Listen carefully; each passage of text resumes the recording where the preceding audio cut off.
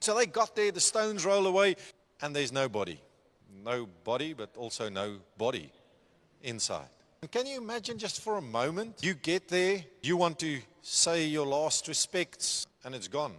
If you've ever had to organize a funeral on your own or say goodbye to a loved one, can you imagine getting to the funeral parlor and they say, there's no body here?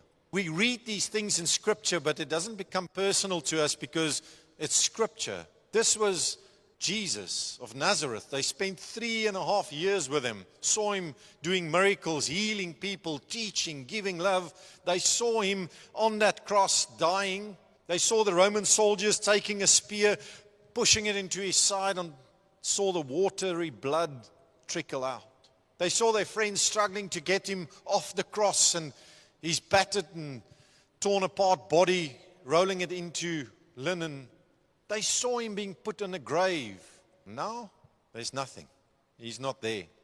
What a shock that must have been. And as the woman stood there, verse 4 says, suddenly, as they were still standing there were two men in bright clothes next to them.